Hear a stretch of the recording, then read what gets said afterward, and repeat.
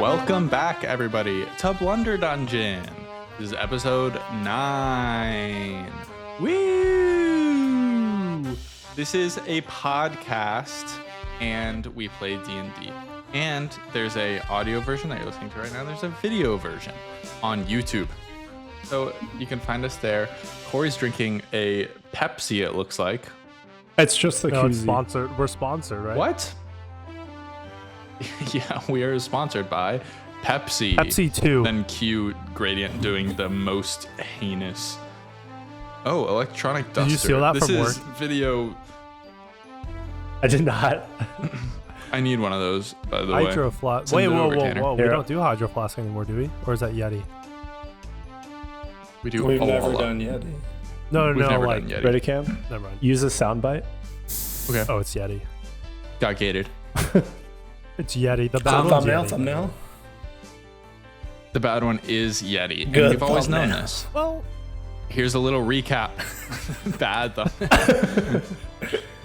Last time on Blunder Dungeon, Knack, Mavros, and Gradient started out in the aftermath of the battle for Karoti, surrounded by the bodies of the slain dwarves.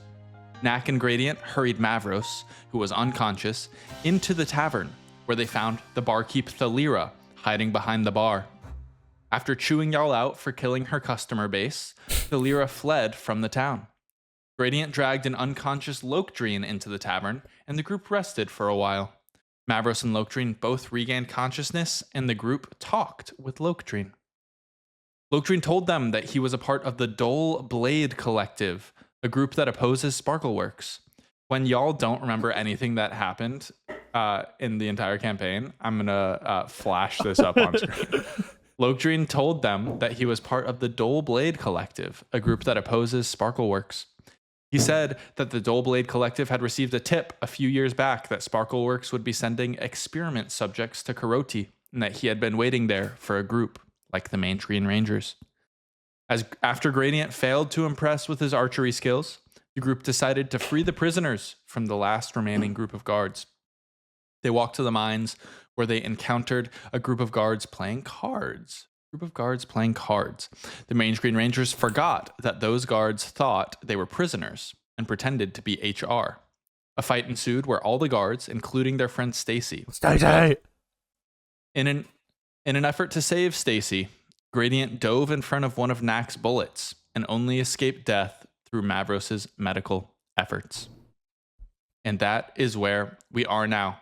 Currently, Knack and Mavros are huddled around Gradient. Tanner, where are we currently?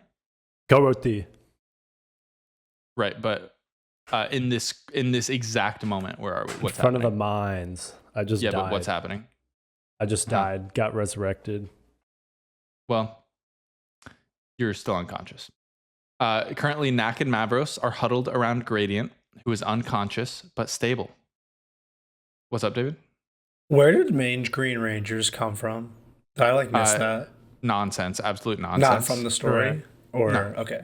It was just like, y'all were like, what should we name our group? And then Got I said, y'all are all Rangers. And then someone said the Gang Green Rangers. And then Tanner said the Mange Green Rangers. Good. Thank you. I don't want Anyway. to. I just want to iterate that I don't want to take You don't want to take Keter? credit for You want that. to Don't take wanna take ketamine? No Hey, ketamine okay, for you? okay. Tanner's deep in a K-hole right now, everybody. Clarify. Explain. So I you don't take understand the ketamine, which I've never done. So I can't really say. Good clarification. We're on the same page. Currently, we have Knack and Mavros huddled around Gradient, who is unconscious but stable. All the prisoners in the mines are starting to slowly and cautiously creep out, looking around in amazement. Gradient is unconscious, but Knack and Mavros, is there anything y'all want to do at this precise moment? Mavros, what should we do? You know, That's awesome. That's good roleplay. with everything that's happened, it's hard Hard to remember that we only just got here. I truly have no idea where we are at all. What are we doing? Where are we going? We have a guy dead in front of us who not even a day ago I thought had a pretty cool talent. I didn't like him, but I thought he had a cool talent. What are we doing? I realized that we also never introduced ourselves. I'm Cam, I'm the DM, and I'm here with David. I'm Mavros McOakenshade. Accent with Corey. TBD. I am Corey. I'm also Gradient. I'm here with Corey. All right, everyone introduce themselves on 3. 3, 2, 1. I'm Tan. I'm McGradient McOakenshade. I'm also here with Corey. Knack, the stripper, is played by me, Corey. Okay. I break down in tears, essentially. Mavros is so overwhelmed. Rashun, the tiefling that Knack talked to, who introduced himself as the leader of the prisoners, steps forward, kind of looks at you, Knack, and says, "Are all the guards?" I give him the eyes to let him know that, yep. How did you do that? A little bit of this, I hold up my gun, and a little bit of that, and I hold up my dagger. Oh, well. Aura farming. Yeah, I'll keep a mental note of that. Yeah, you got one heroic inspiration in your mind. Rashun says, "Well, thank you." Yes. Well, y'all are free to go, but where? I think y'all should take back this town. But I presume you're not from here. Well, no, we're not from here. We're all from all over the place. A lot of us are from Gashti, but if we stay here for too long, then Nirmata is going to realize that stone shipments have stopped. Then they'll send more people down here, and we'll have to start working again. So I think it's probably best if we left. What's that name you mentioned? Nirmata, it's the dwarven capital, where they sent all the guards here from, and where they sent us from as well. So we're probably just going to pack up as many supplies as we can from the town and maybe head to the Dire Woods. That seems like the only place we could stay and maybe not get recaptured. Yeah, how much do you know about this place? If we wanted to get to Gashti, where would y'all reckon we go? Yeah. And you just follow this path north, and he points up. And you see heading north away from the town, there's this path that, like, it's basically the path that the mine is on, but it continues on north, and it winds like through the mountains. He says if you just follow this path, it'll take you to Gashti. Really, most roads lead to Gashti. Thank you kindly. Would you say all roads lead to Gashti? Well, not all roads. Like, if you go, some roads lead between towns, but most. So, like, percentage wise, it's pretty easy to find. I'd say like 50% of roads. But okay, but if you're heading the opposite way, You're right. If you're heading the opposite way, then you're going away from Gashti, I suppose. so it's like 25%. Then you consider that. Well, not necessarily. I mean, you just have to. It depends what your definition of leading to is, right? I mean, and you got the roads that aren't mapped. maybe I was mistaken. It was a blanket statement, but it's easy to find your way to Gashti, I should say. Acceptable. Okay. We're gonna go ransack the town a little bit. Just take some stuff to keep us alive and head out. Yeah, y'all got any potions down here? In the mines? You asked us that like less than a minute ago. Oh, we need potions. There are probably potions in the keep. Nah, it's too far. Okay. It's like a 5-minute walk, probably. Oh. Did I say too far? I meant. Well, I call the potions. Okay, well, if you want to go find potions, you can. We're also gonna head that way. We should probably do some ransacking ourselves. You know, that's not a half bad idea. I think we should ransack. But we gotta help your gradient here. I know you two don't get off on the wrong right foot, but maybe this is a chance to. I mean, I'm saving his life over here. Maybe what say you? he'll learn to appreciate me. Let's see what you come up with.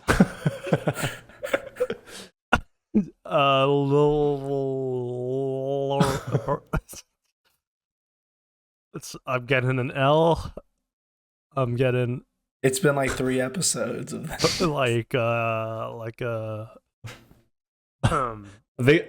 think it's a little teep. Teeth. Oh. He leaves you there to flounder, and he says, "I think we should probably. It's not a bad idea to get some resources. It's kind of it'll be at least a few days, maybe a week's journey. The gosh, they north. I don't know what that accent was. Yeah, well, we should talk about it later, but we can talk about our plans in a second. But it's not a bad idea to go and get some supplies. Heard. Okay. I guess you guys take the legs, and he grabs Gradient's arms.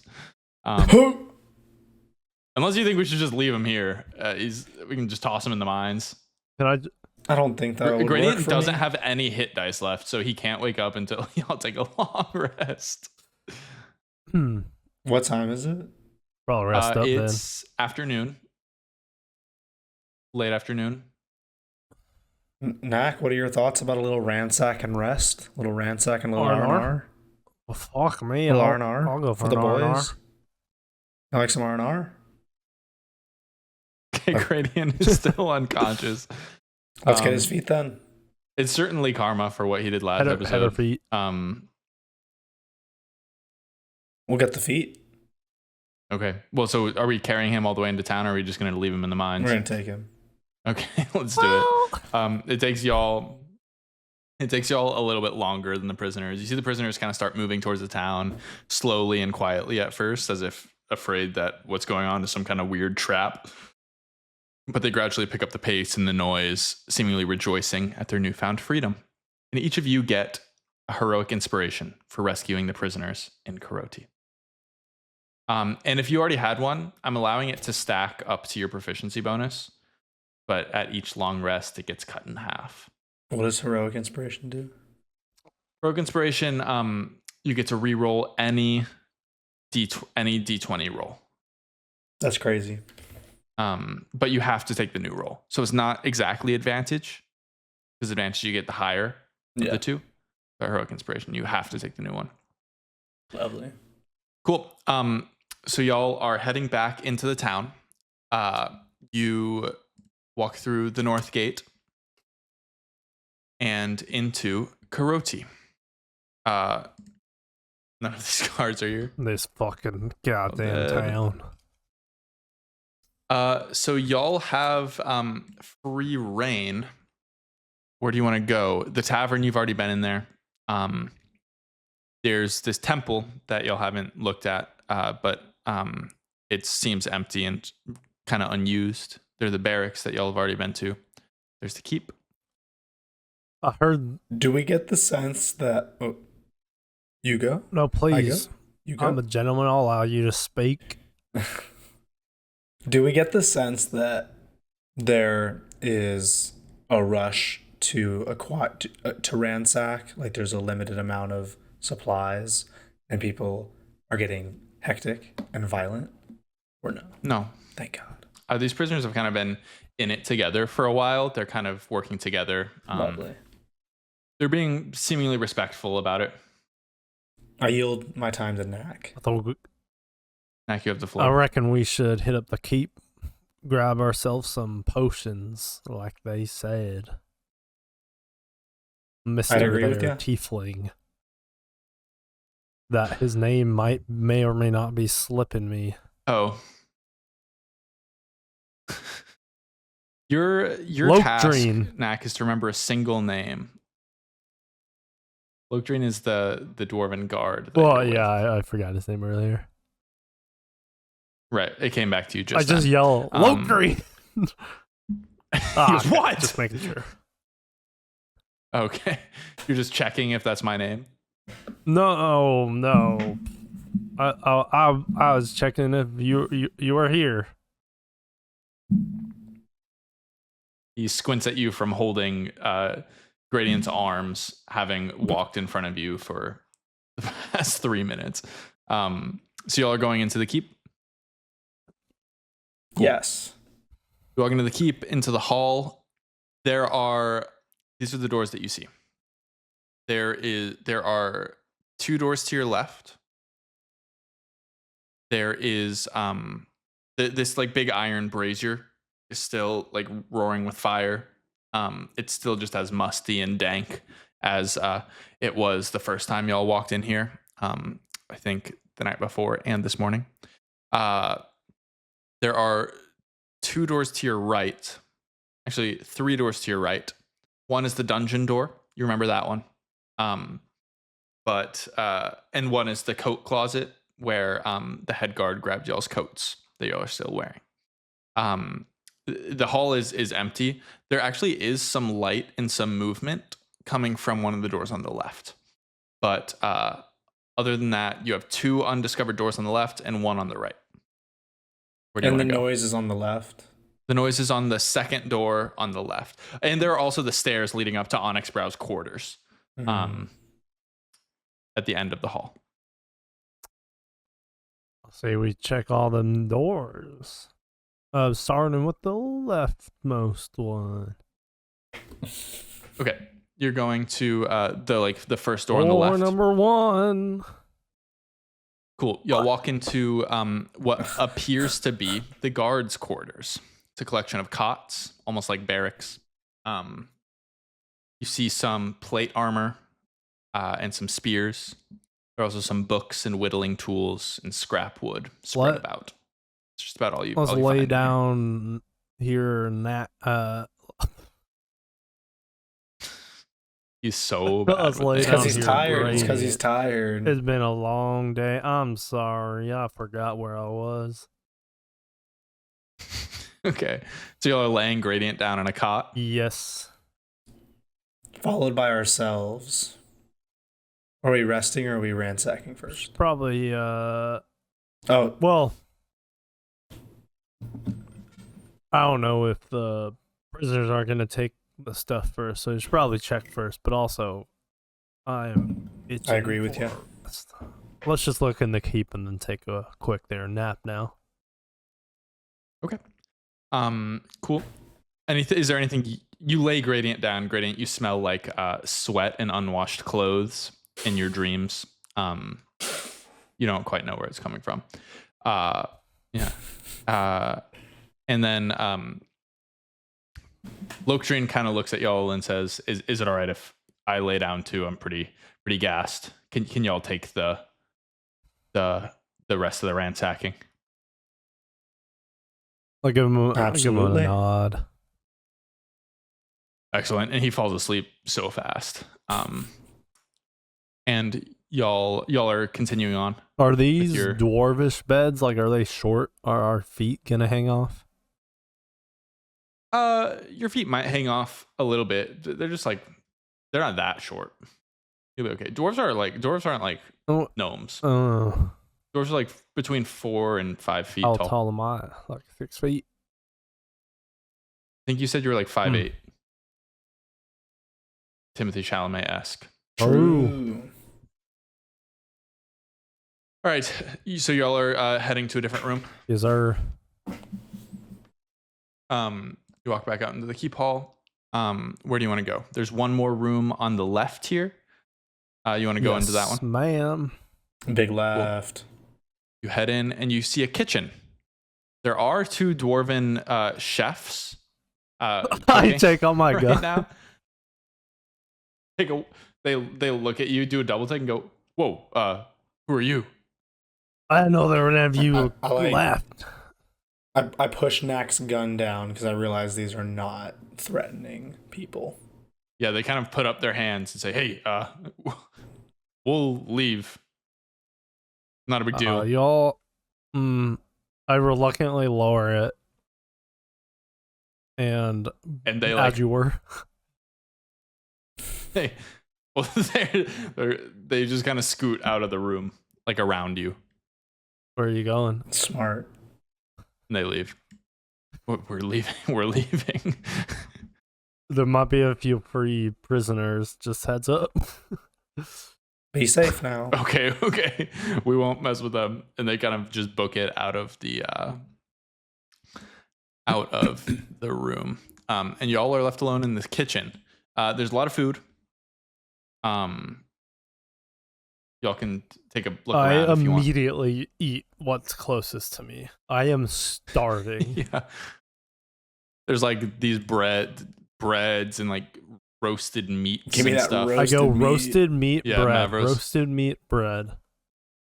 Okay, yeah. Knack Is there has any? Is got there a any big alcohol? baguette in one hand. Certainly. Probably some Certainly. ale. There's big stores of ale. And actually, as you kind of look around, you open some cupboards, you find some big things of ale, and with those you also find some healing potions. I'll say you are able to grab 4 potions of healing. Each, or they're 4 total? Total. Okay. Oh, Can I do an athletics check sorry. to do a keg stand? Yes. Give me an athletics check. You can do one of these, athletics check or constitution save. What's the save? 11.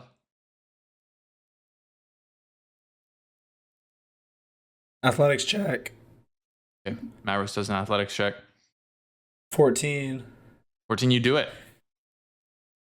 Mavros I'm does a keg stand, jumps back down. Ooh. That was well needed Damn, after that was today's 30 events. seconds. Knack, let me see you. Let me see you have a go. I got you.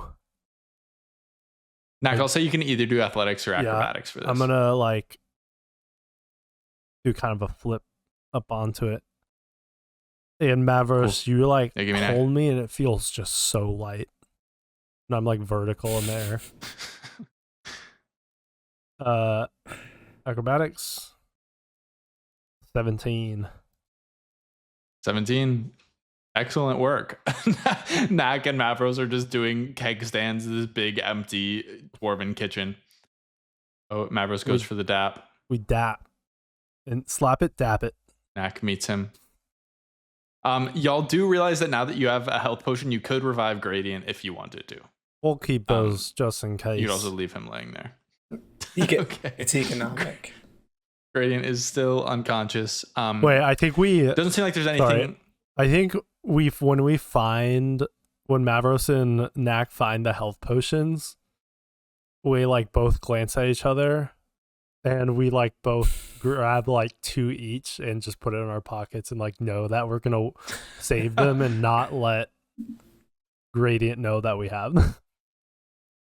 Got it. Makes sense. Okay. There's nothing much left in this kitchen. Y'all want to head out to a different room? Yeah. Let's we like bring some food and like into the beds and stuff and like lay it by Gradient and Lachlan's bed. Well, they're in 2 separate beds. Oh, they're not sharing? No. You asked if we were too small or too big for the bed, and now you're asking if they're sharing. Well, You we lay some- know you we lay know that some, Gradient food. sleeps upside down. Like hanging from the ceiling, like a Or bat. at least I assumed. You've seen him sleep. You shared a room with him at Knack the isn't tavern very the night educated, before. so he thinks all like bird creatures with talons just like sleep upside down for some reason. He like saw it once. Got It was it. like a bat Okay. creature. That's good. That's Actually, it was good. just a bat, Well, and he just and imagines just a human with talons as a big bat. got it. Yeah, your world is shattered when you see Gradient laying in a bed. He also thinks that it's really unfair for like trapeze artists to be birds because they have talons. Interesting. You'll have to hash that one out. It's internalized. He never Oh, brings y'all, it up. okay, got it. Y'all go back into the keep hall. There's one door left on this bottom floor that you haven't checked out yet. We burst through it. Burst through it. You walk into a library. There's a bunch of shelves lined with books. There's a comfy chair.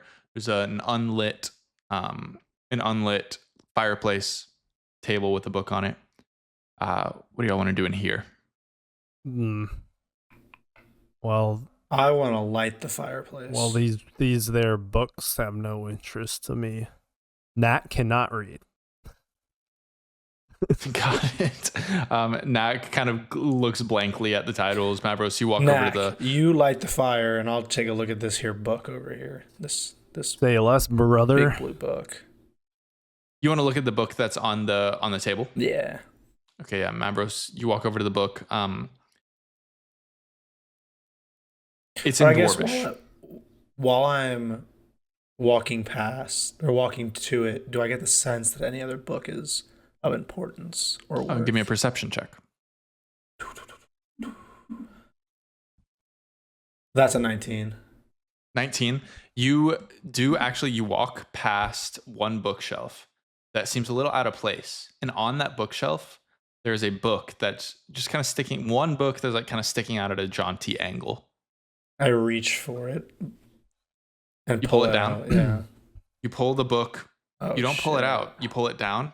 Click. Bookcase swings open, revealing Another a dark book. little room. Before that, when Knack like secretly pockets a book because he is insecure about not knowing how to read and he wants like Okay. to learn. So he like pockets books. Got it. And also lights pocket the a book. fire It's- with it's actually- firebolt. Cool. Fire's on. This room is cozy now. The book that you pocket is in Dwarvish. You do know Dwarvish, don't you? I think I speak it, but I don't. You don't I get can't read. It wouldn't make sense for me to read since I grew up on the streets. I don't Sure, know how I that makes picked up sense. doors. It came to you through your strange levels. Actually, it did. Mavros, you're standing in front of this dark little room. What do you want to do? I'm going to go check the blue book first before entering this. Cool, yeah. You walk over to the blue book. It is written in Dwarvish. Do you speak Dwarvish? I do. Oh, you do? Oh, Yeah. let's go. On the title page, it reads History of Nirmada, the Dwarven Stronghold, beginning to year 1100. Are you like lifting it and opening it up? Yeah. Well, you open it up, and just like a summary of what you scan, you read about how Nirmada has a proud history of creating the best weapons and stone structures in the realm. You also read about how they have never shared these goods with the rest of the realm. I will say this says beginning to 1100. Y'all are past that. Y'all are in like 1300, 1400. Year 1300, 1400. Okay. But there is this empty room, or this not empty room, but this room that The secret chamber. Yeah. I go to it. Okay. You walk in. It's pretty dark. Do you have any way of seeing in this dark room? I don't have dark vision, but I have Thaumaturgy can do that, right? thaumaturgy. Yeah, fireplay thing. Cool. Yeah. You light a little fire, and Mavros, you feast your eyes on a massive pile of gold. About 500 gold in here. Mac, React vocally. Because on the audio version, it's gonna sound like nobody reacted. Nat, get in here. What? Nat, get in here right now. Stop what you're doing and get on in here. Come look at what I found. I lightly jog. No, I sprint. your footsteps are not nearly heavy enough. I Get in here sprint right and do a front now. flip into the room. Right into the pile of I gold. I slip You on a sprint. gold piece. Yeah, you do land in this big pile But of gold. I save the fall. You found and it. I make it look cool. And I farm more. Max, safe to ore. say this is the most gold you've ever seen in your life. Mavros, you as well. Yeah. What the fuck? Can you imagine what we could purchase with all this? I could. Oh my! I could buy my I could buy my way family's into the ranch back. circus. We could do Bribe everything everyone. ever. I mean, might as well. What Or couldn't we some left buy? over too. Even if we gave a little bit to Gradient. I guess. Mm. We Speaking Cool. of, should we get back? Yeah, y'all pocket this gold. You 250 can, I mean, each. you can split it up however we you want. should give some to the prisoners so they can restart their lives anew. Like That is so Yeah. noble. we found. Let's give them 50. Cool. Y'all want to like just walk out and see if you can find any prisoners to give this to? I'm just like, I try to find the. it's like in a tiefling. bag. Oh, How's a how's the tiefling. gold there? You walk out. He's not like in the. He's not in the keep, but you walk out like into Karoti and you see him kind of walking around. You want to go up to him? Well, yeah, you walk outside. Crunch through the snow up to Rashun, and he goes, "Hey, what's going on?" Hey, oh, no big deal. Just found this. Think y'all could use it to restart your lives. And I jingle. Oh, it's my like, God. a lot of gold. Yeah, no, this will be really helpful. Thank you so much. Mavros waves from the library With like window. a giant sack. Yeah. And I like kind of move. Yeah, and, kinda like, I'm in like between. counting my money. Like, Yeah. Well, best of luck. Yeah, Rashun says, "Well, thanks. best of luck, Rasheen. Yeah, best of luck to you too." And you see he kind of goes back to his prisoners. Are you heading back to the keep? Back. Cool. You head back to the keep. The only place you haven't really gone anew is up into Onyx Brow's office, and there's also Gradient still laying on the bed. I say we might as well see if he had any valuables in there. Yeah. Well, He might know something Yeah, about what's going on. He seems hold high on. up. cut you off. I was looking at thaumaturgy again. I don't think you can make like a light. If one, Hmm. You can just flicker a flame, Oh wait, no. or I you can have brighten it, or dim it, or change color, but you can't. but you can't create it. But It is what it is. Just a heads up. We've never really used it Right, to cheat. right. or But anything. we kind of use it to see, but we also both know fire spells, I believe. So It's all good. Cool. Y'all are going up to Onyx Brow's office. yes. Yes. Go up to Onyx Brow's office. And as you're approaching, you're actually still on the outside. As you're approaching, you hear what sounds like a Magivision set from inside. And playing from the Magivision, you hear what sound like familiar voices. Knack and Mabros, give me perception checks. 11. 18. Mavros, you recognize these voices to be Benny and Allison's voices coming from the Magivision set. Mac, do you hear that? I can. What is it? It's gosh, what was that little kid's name in the audition Benny? room? Well, clarinet That's boy. the one name Knack remembers. The clarinet boy and Betty. Yeah. and Dragon Girl. Bax was the dragon. I remember Bax. What was a kind fellow? I hear Don't know about the owner they're though. playing from the TV in Okay. there.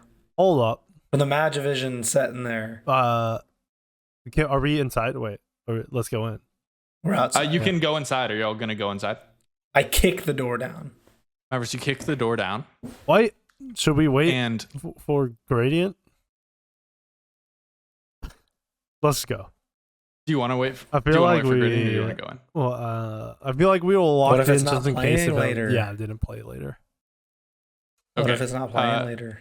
Mavros kicks the door down, and really suddenly, like almost as if it was mid-sentence, the voices stop, and a commercial starts. And you look up. The Magivision set is in the corner of this room. In the room, you've been in here before, but it's just like a very drab room, just big desk with a chair. When you came in before, I think the Magivision set was off. Now it's on, and this commercial starts, and it's an image of a huge tree. Both of you give me a history check. Not one. 11. Mavros, you remember this? Knack, this is a massive fucking tree. You're like, you're amazed at how big this tree is. Mavros, you recognize this tree to be Vishvam, the sacred tree of Chanam. Vishvam. Vishvam. What are you murmuring under your breath? Vishvam. Are you, did you just And get Knack, hypnosis from the? Mavros is hypnotized. Knack, you wouldn't know. It would make sense that you don't know what Vishvam is because it's more of like a worldly thing. But they do call it the world tree of Chanam, and it's not tied to any particular god in the pantheon of gods, and thus it's not exactly religious. But it said that Vishvam is the originator of all life in Chanam, and the camera slowly zooms in on the tree. And you hear a voiceover reverently narrating, Vishvam, the most sacred place in all of Chanam. And then suddenly the tone of the commercial shifts. This corny, upbeat music starts playing, and the narrator's voice changes to a voice you know all too well. And it could be yours! And you recognize Yemi, the host of Chanam Wants You, is now the one narrating the commercial. He says, introducing Sparkleworks theme park at Vishvam.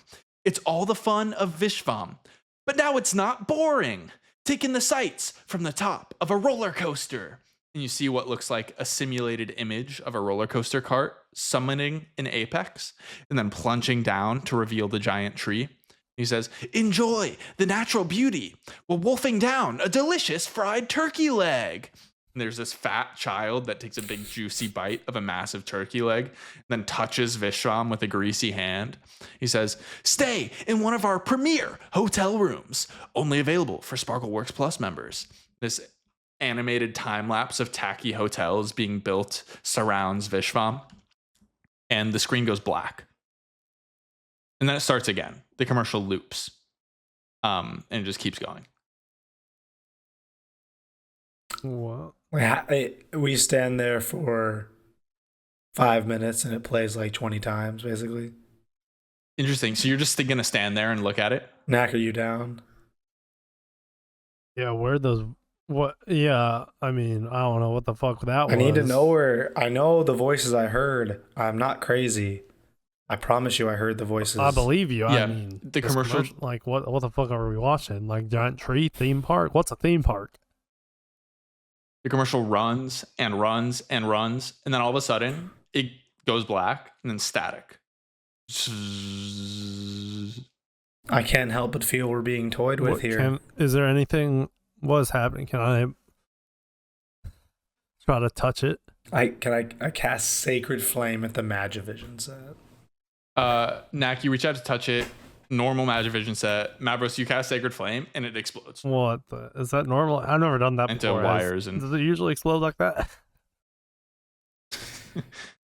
Can't You would say know that it I've- was a spell cast by Or Mavros. like, do Magivision sets usually explode like that when you cast? Well, it Oh, exploded. it's still there. Oh yeah. It seems like a normal Magivision set. The weird thing was the Yeah. programming. Well, that was fucking weird. I don't like the way that made me feel. How are Magivision I sets feel toyed normally with. like, like, I don't know. What is a Magivision set? Yeah, like look it arrives at your home. How do you set it up? So it's like an old style TV, kind of like boxy. Oh, with it's a screen. physical Um, object. It's not just floating in there. Okay. It's a physical object, but the signal, instead of being like, you know, like a radio signal from like what we have for That's a TV, magic, yeah. like antennas and stuff, it's magic. It's a magical signal Easy. that goes to the screen. And like there's not really electricity, but instead like magic circuits. You know what I mean? Magicity. Magicity, indeed. Do we um, notice anything else? Is it? There's a door in this room that leads somewhere that y'all haven't been before. I say we go through the door for the sake of exploration. Might as well. All right. Y'all walk. Gradient is going to be unconscious for this entire episode. You'll walk through this door, and you walk into what seems to be Onyx Brow's quarters. Just like his office, they're pretty bare. However, you do see something strange on his bedside table. What? Mavros, you're going over to look at it? See ball, get ball type. That be Okay. Mavros walks over to the bedside table, and you see what looks to be some sort of transmission device, almost like a walkie-talkie, and it has the Sparkleworks logo on it. Oh. Mac, you ever seen one of these in your life? Like, show it to him. Give me a history check, Nick. Or I guess I'll also roll. You could one. as well. I did, yeah. I got a nat 20. At 20.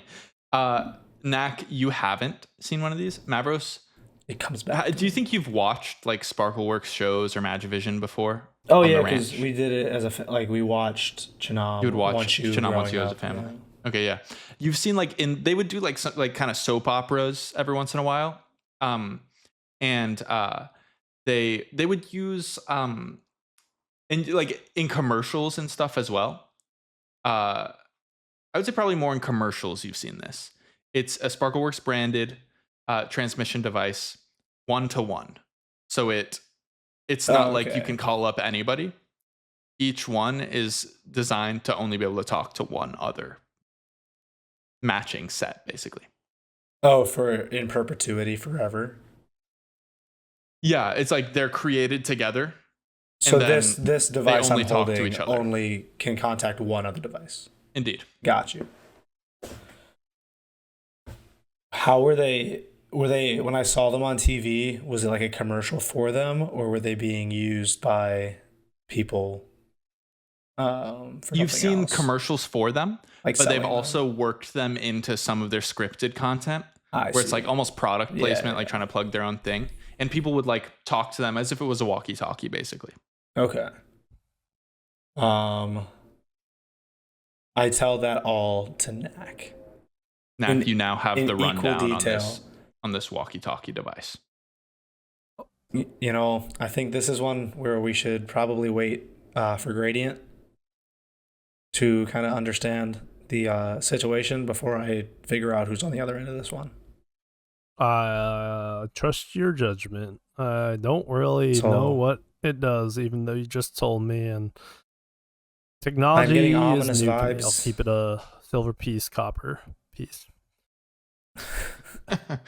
I say we just see what else is in the room for us and then go get some shut eye. Cool. That's pretty much it.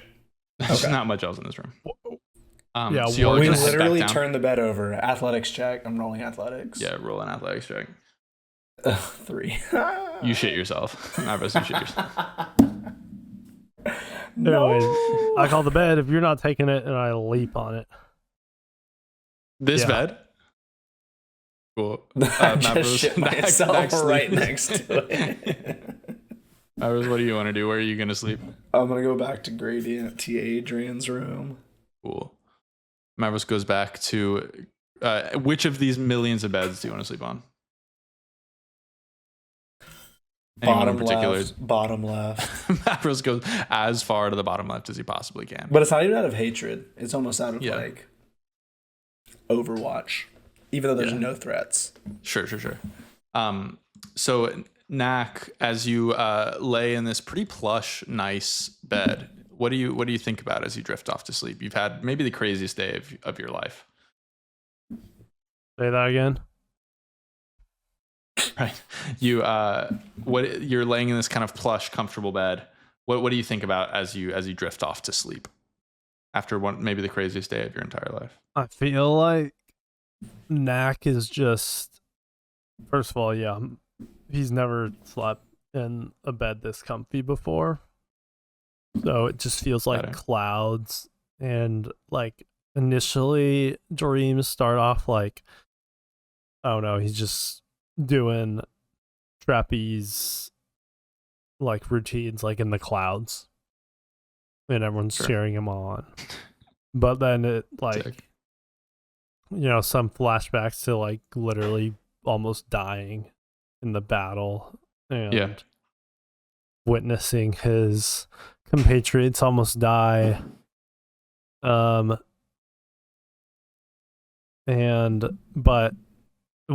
feel like there's that, and then also I don't know. That's this Yeah. pretty generic dream type. Confusion, Got it. foggy, I would say. Yeah. What about you, Mavros? What are you thinking about, dreaming about as you drift off to sleep?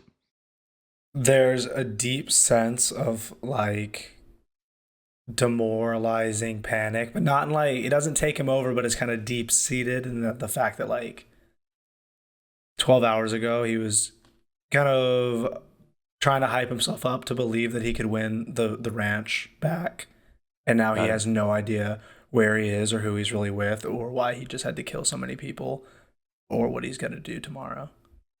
So it's a little bleak, but he's like trying to find the vision. Heard. And you all get a long rest.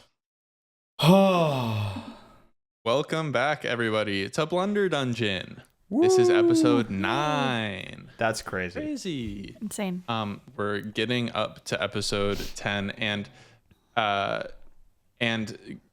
and Allison still haven't left the Northern Wastes, but hopefully that will happen this episode as they're on their way to the coast. But first, let's introduce ourselves. I'm Cam. I'm the DM. And I'm here with Paris Allison? and Austin Woolsey. Benny C. And let's just get into it. I was saying earlier that this session is one of those classic sessions where it's not a very focused prep session for me. It's just like my mind is I'm bouncing off my schisms trying to prepare for this session, just going every which way. But let's get into a recap before we get started. Last time on Blunder Dungeon, Benny and Allison started out on the stairs leading to the 3rd floor of the Lizard Folk Palace in Veluca. They were engaged in battle with a Lizard Folk guard who was guarding a door at the top of the stairs, and Graz, who was coming up the stairs. They were engaged in battle with both of them. With a well-placed grease spell, Benny was able to delay Graz's approach just long enough for Allison to take care of the Lizard Folk guard with her sneak attacks, and with some help from Barry. Then, the group focused their undivided attention on Graz. While he hit hard and was able to knock out Benny, Graz wasn't able to face the combined might of Allison, Barry, and Violet. The group took him down and used a key they found on the dead Lizard Folk guard to open the door at the top of the stairs. They entered the palace prison, where they found a human woman, a young unconscious female tiefling, a sleeping old human man, and an unconscious tabaxi man, who Violet identified as Bird, a member of the clan of the Hidden Oasis. The group hurried out of the palace with the prisoners. Luckily, the fire Allison had started was still raging, consuming a quarter of the walls surrounding the city. Using this distraction, Benny sawed through a section of the wall, and everyone managed to escape Valuka. The group, along with the prisoners they saved, jumped into the wagon and escaped into the desert. Benny and Allison each felt a familiar burning sensation bubbling up inside each of them. While Benny was able to keep it under control, the feeling overtook Allison, and she took a level of rogue. And Benny also leveled up. And Benny, what you took a level of what? Artificer. But willingly this time. Mm-hmm. Coming around to it. So, and also I should mention that Benny, you looked over as Allison was going through this and saw that she was glowing gold as it was happening. Right. That's right. And Stunning. that's what happened. Allison stuns in new pictures. You know Allison those stuns. pops, those pop. Yeah. things? No. Sure. It's like an ad, like Oh, yes. somebody stuns as this character. Yeah. Anyway, we're going to do another little time jump. It is now nighttime. We did this before, but it's now nighttime. And y'all have kind of parked the wagon for the night out in the open desert. Violet has stopped the wagon. She's hastily preparing the campsite for the night alongside Barry. Everyone's exhausted. Bird and the tiefling girl are still sleeping in the wagon. The old man has also nodded off. He's like sitting upright, head kind of on chin to his chest. The human woman you all saved, who was kind of like the only coherent one, and was helping y'all carry people out. She stands kind of a ways away from everyone else. Her hands are on her hips, and she's looking up at the stars in the night sky. Benny and Allison, I'll let y'all tell me what you're doing at the moment. The vibe isn't very campfire-esque like it was the night before, where y'all were like sitting around the campfire and talking. But that's not to say that somebody wouldn't talk to you if you wanted to talk to them. Before we dive into that, would you allow DM a retcon where Benny C left some like blue powder around the fire, and we could pretend that the fire started as some sort of botched gender reveal. Interesting. Why? Interesting. Just Yes. so yeah, okay, yeah, great. Yes. Benny C definitely had the forethought to do that. I just didn't. Right. And as you were pulling away, you heard the lizard folk saying, "This is such an antiquated practice." Some of them were a little excited though. Yeah. Yeah.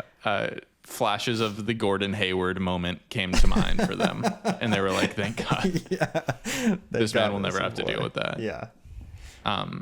Anyway, Glad we got that Y'all- cleared up because that's been weighing on me for a couple weeks. right now we can move on with the with what's happening. Like I said, the vibe is kind of like hurried and quiet. Just trying to get camp together, but y'all are free to do whatever you will. I think Allison is like very clearly watching the human woman to make sure she's like not. I don't know. I don't like her. I think I'm watching to just see what You're she's up to, glaring. but I don't think I'm being very subtle about it. Okay, you're not being very subtle about No. it. Benny, what are you doing? I'm checking the pulse of the old man. Make sure he's still with give us. Give me a medicine check. Okay.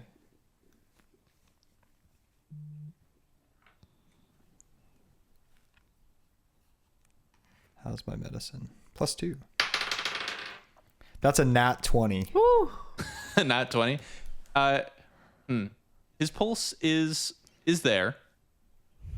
He has high blood pressure. And he has an iron deficiency.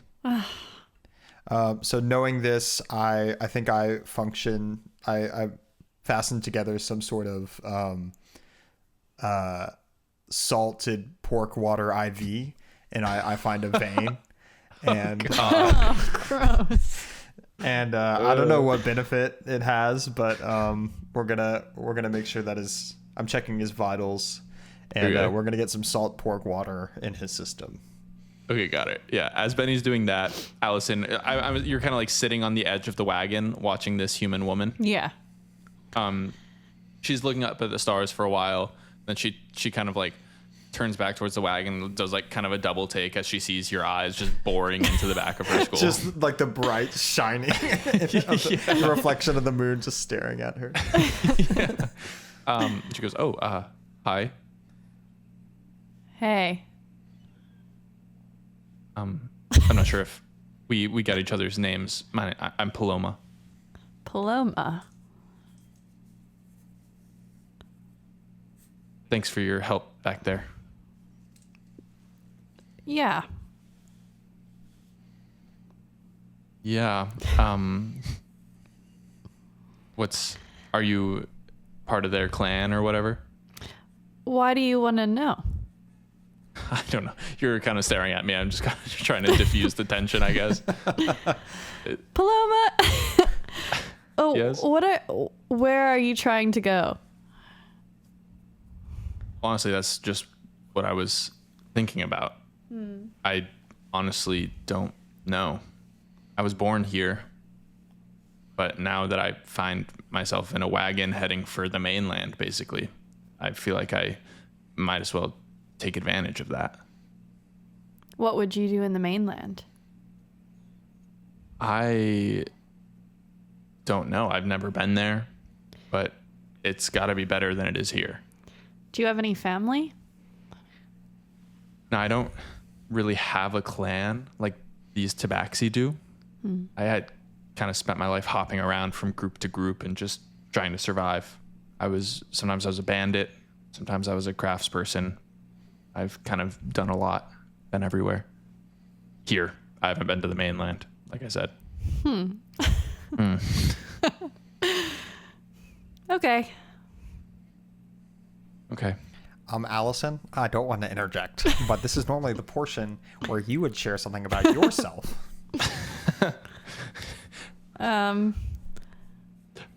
Paloma kind of holds her hands up and goes, "Well, I wasn't trying to make this No, like a no, quid she pro needs to quo learn. thing." She needs to learn. Okay. Allison Yeah, I'd rolls love- her eyes and looks at Paloma and says, "I'm Allison." That's good enough for me, I suppose. And then she looks to Benny. Benny looks to Barry. Barry's like just finishing up setting up the campfire, and he kind of walks up and he's like stands by the wagon, kind of looks back and forth at y'all and goes, "Oh, what's going on?" We're just sharing things, and and it's all cool and normal and nice. Oh, that's great. What? Catch me up. So this is Paloma, and Paloma's Hi, been Paloma. everywhere, but not to the mainland. Oh, I've never been to the mainland either. oh wow, look, a connection between two people. Yeah, I guess. Wow, the chemistry is just off the charts here. I think we should kind of debrief about what we just went through. That got scary really, really quick. Yeah. Graz was pretty terrifying, and I just feel like I keep getting knocked out, and I'm not helpful to the group whenever I go down like that. I feel like I'm a burden to you guys. Oh, I wouldn't. You did really good with the grease. The grease was awesome. The grease was pretty tight. The grease was a The good grease was great. move. It was You bring the great grease. vibe up. You like tell us inspiring things and stuff. That's cool. Yeah. Don't bring yourself down, Benny. Thanks, Barry. No, I'll never complain about somebody beefing up. You know what I mean? Like trying to get stronger. Never complain about that. Yeah, I think as much as I believe in the grind set and the sharp mind, and I'm going to continue, working on my peak male performance. Sure. I also think that a lot of what I'm learning about myself is that my talents lie in my hands and in my mind. And I just wonder if there's something that I can do to protect myself so that I can offer support to you guys and not, get knocked out as much. Yeah, So I guess so. What do you have in mind? Well, I'm thinking about making, I'm just wearing kind of plain clothes. I'm thinking if maybe there's some sort of armor or something I can make for myself so I'm a little bit harder to hit. What do you need to do that? I probably need some raw materials. What's been so strange lately is I kind of envision something in my head, and my hands, it's like they already know what to do. So I feel like as long as I get the raw materials to make something, I could make some plate armor or something like that. I just wouldn't know where to get something like that. Yeah. Um, I don't know either. So that's me sharing something. And then I look over to Allison. I think that's great, Benny. Thank you. I think that's a good idea. Okay. I think Allison just like talking about the the fight we just had is gonna like walk off, kind of thinking about it. Okay. And I'm gonna go like sit off, Club Penguin style. You wanna, Oh no. like walk to the corner and like, Club Penguin boyfriend just broke up with her. She needs some time at the edge of the igloo. yeah. And like a puffle, I'm gonna follow her, and say, guys, I think I should talk to her. I'm gonna follow her. And, Okay. Allison, I'm sorry to put you into social situations like that. I'm feeling like we don't have very many friends, and it's nice to have a little bit of a bigger group. So I really want them to be our friends, and I think I just also want to maybe force myself to feel safe. No, Benny, I'm not. I know you're right about it. I'm feeling a little strange after our fight. I've just never like killed anyone like that before. Oh yeah. And it felt like maybe I didn't need to. Well, it's tough to say because, we were trying to help our friend Bird, and it didn't really seem like we needed to until, Graz was a big guy who clearly wasn't a good person, and he said he was going to crush my head like a watermelon. True. He did say and that. So that kind of gave the license, I think, to do what we could to defend ourselves. I know that that guard you were fighting wasn't pulling any punches. Yeah, I think when I use like other Did you need to things, stab him through the eyes? I think I just got I'm not sure. a little carried away, but I just feel like in the past I would use, like spells or fire to like do these things. And then when I like stabbed him through the eyeballs, I was like, man, this is like Yeah. a little much. If it's any consolation, it looked really freaking cool. Thanks, Benny. I feel better.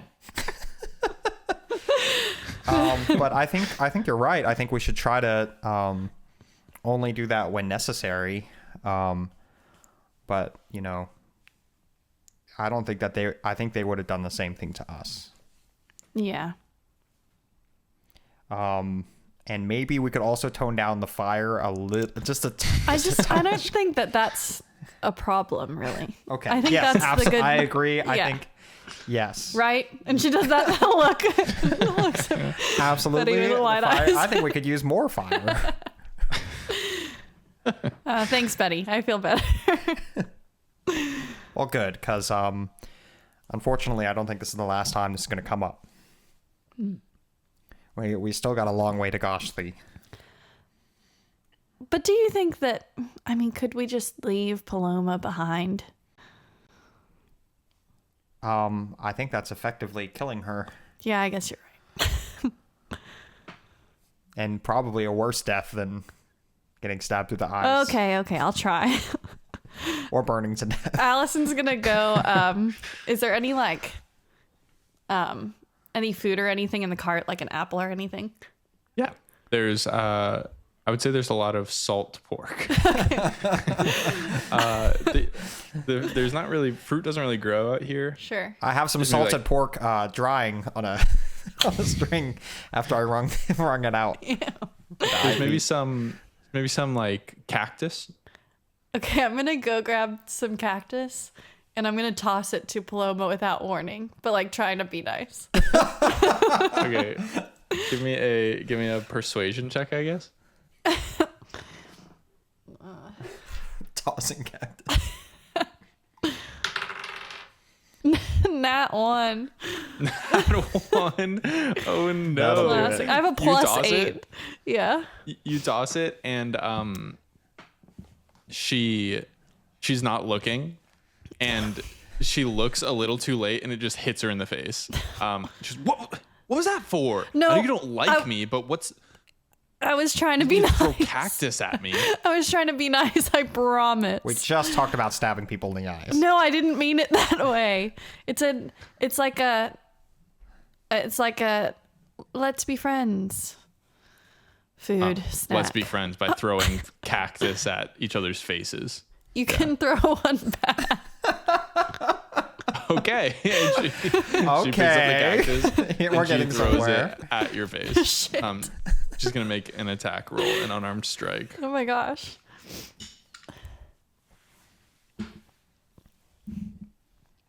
She gets like an 18. That hits. Yeah, the cactus hits you in the face. You take like 1 bludgeoning damage.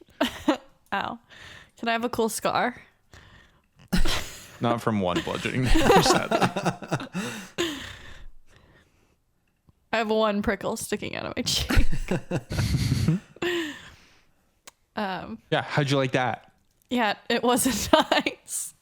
Right. So maybe think twice before you try to be nice to me again. Allison turns around and gives Benny that look. Again, like I tried, and then walks away. It's gonna be a work in progress. No, I'm done. I'll go to the cart. Okay. You walk to the wagon. You can see that that Violet is like spreading out sleeping bags around the sand. You walk in, you like poke your head in the wagon, Allison. You notice that there's not going to be enough space for you for like anyone else to sleep in the wagon, because there's the tiefling girl and there's Bird, and then there's the old man who's like sleeping. Did you say, is Bird asleep? Bird's asleep. Okay, I'll go over to where Violet's laying out the mats and help her. Okay. Yeah, you help Violet, and camp gets all set up, and Violet kind of says, so I guess we'll drop y'all off at the docks tomorrow around midday. It shouldn't take too long to get there. Sounds great. Where will you go? We're gonna head back to the clan. We'll have to avoid Valuka, obviously, but hopefully we can come across someone who'll trade with us on the way back. We might as well trade a little while we're out here. Did Bird tell you anything about why this all happened? Why he got captured? Yeah, or what happened while he was there?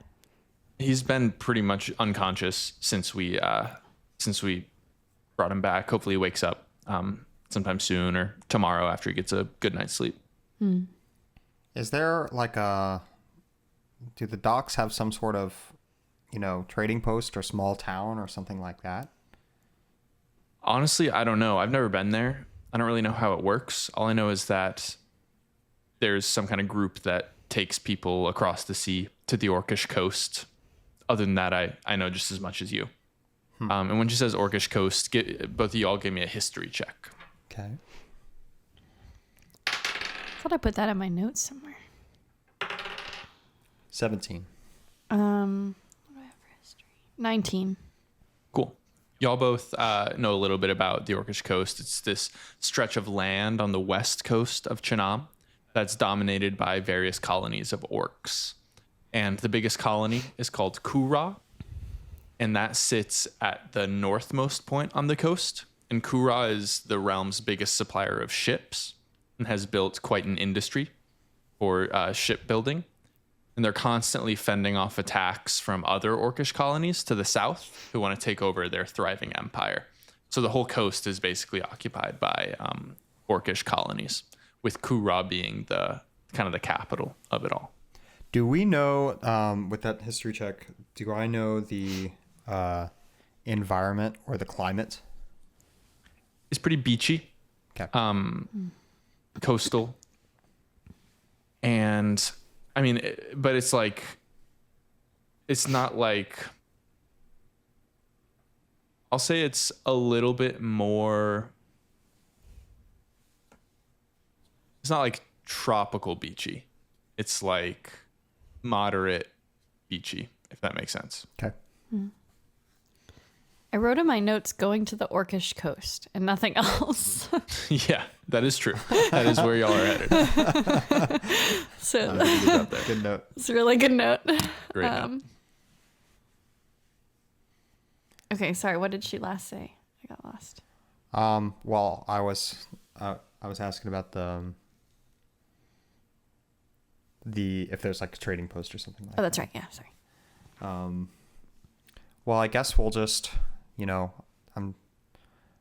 don't want to think about goodbye right now, so we'll just maybe enjoy another night together, and and then worry about goodbyes tomorrow.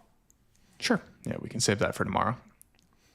Should someone stay kind of on the lookout tonight? Yeah, that makes sense. I think between the five of us, and well, Maybe she squints a little bit at Paloma and says, between the four of us, we can figure that out. Violet, I think we're friends, right? I think so. Allison eyes Betty like see? Congrats, Violet. You've been promoted. She treated you just the same way. No, I never threw cactus at Violet. Okay. Cool. Yeah. The night kind of winds down. Y'all maybe chat a little bit more and then go to sleep, unless there's anything else y'all wanted to ask or anything like that. Probably play a couple songs on the bass clarinet. Cool. Danny plays a little bass clarinet, and everyone goes to sleep. Long rest. Take a long Yay. rest. Yay. I had 7 You did. HP. All right. Y'all wake up the next morning. The next day starts early, and it goes by smoothly as y'all travel through the desert on your way to the docks. In that time that y'all are traveling, is there anything you want to do or anyone you want to talk to? I'll say Bird is still asleep. Tiefling girl is still asleep. Old man is here and there. Can I check on the status of the old man? Old man's like, he's like between awake and asleep. Just kind of like sleeps as much as an old man would, but he does look at you and said, "They didn't give me food." Oh, the lizard folk? Yeah. Do you know who I am? No. I'm your savior. Give me a persuasion check with advantage. Or would you say that's, are you deceiving or are you persuading? I'll let you decide. I'm persuading. The thought process behind that was I was a lizard whenever he last saw me. Oh, true. So I wasn't trying to. It sounded a little weird, but yeah. Yeah, at some point in the night, you transformed back into a gift. It was, yeah. I think it only lasts an hour. That's so funny. Okay, yeah, give me a persuasion check with advantage to see. But I don't know believes how he Insane. that's a nat 1. With advantage? Oh, sorry. That'd be crazy. That's a 7. Oh, I thought that was 1. 7. He goes, no. Oh, I'm No. sorry. I didn't. You said persuasion? Yeah, persuasion. That's a 13. Oh, really? Okay. Thank you. Savior from what? The prison. Oh. I remember a fat little lizard boy. He's gone. What happened? A single tear rolls down the side of Oh no. Vinny's. He's never coming back. You sacrificed a friend to save me. Yes. In a way. Wow. Okay, Allison, anything you're doing? Eating cactus. Okay, Allison eats cactus. Eventually, Benny, like as you're having this conversation with the old man, you hear a groan from the floor of the wagon. You see Bird wakes up, kind of sits up. And y'all are kind of the first people he sees. And he eyes y'all kind of suspiciously for a beat. And he looks over at Barry. He says, "Hey, Barry." And Barry says, "Oh, Bird, you're awake. Hey, Violet, Bird's awake." Violet says, "Hi, Bird." And Bird kind of sits up and he says, "Thanks for getting me." And he looks at the assortment of people in the wagon. He says, "Quite a crew." He kind of just eyes y'all. Hi, Bird. Hello? I'm eyeing him back. I like your ironic name. What do you mean?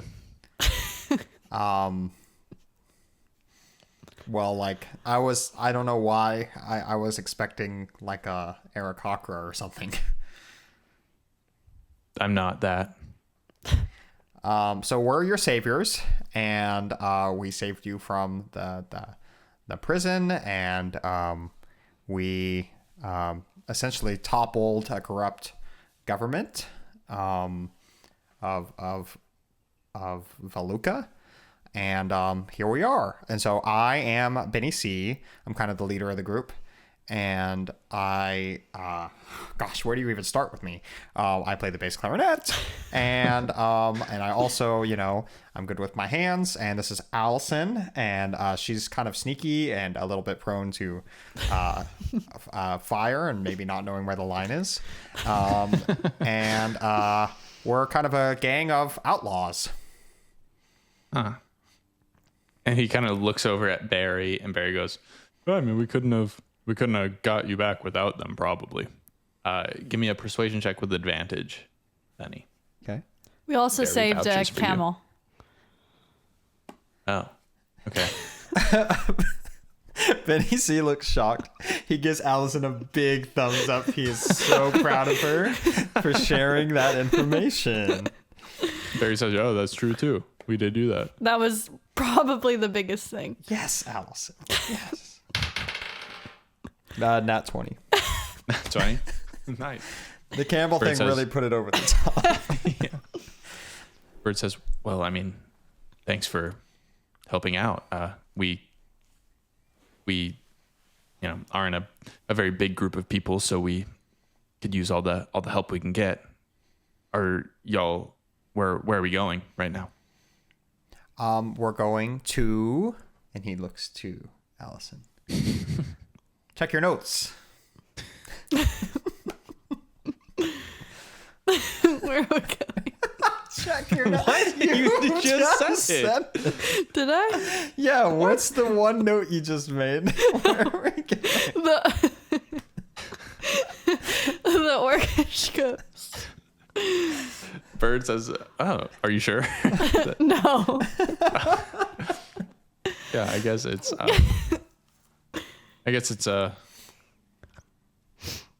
it's a wild time. You've been through a lot. So y'all are heading out of the northern wastes. What were you doing here? What were you doing? Why did you get thrown in jail? I got picked up by Graz's goons for not paying the tax. I wasn't in there long, but they beat me up pretty bad. That's it? Yeah, that's it. That's all it takes for a lot of people.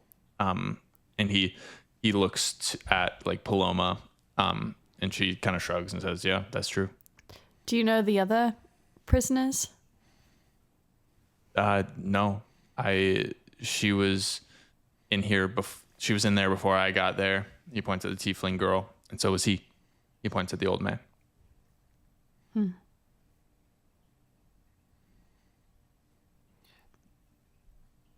Is the old man awake? Yeah. Do you have any idea how long you were in there, sir? The old man's gonna roll a history check.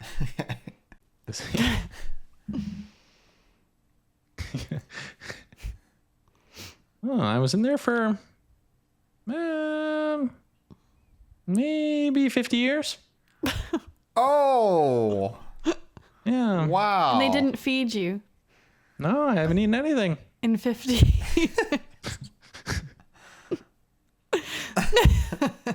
Oh no, it's a 7. He rolled a nat 1 on his history check. Oh, it didn't feed me. 50 Wow. years. Wow.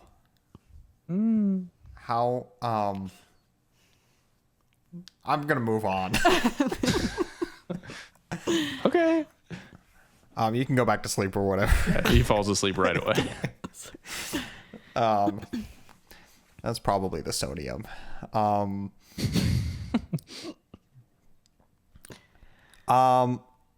just curious, is there any sort of police station nearby? No. No police Okay, station. all right.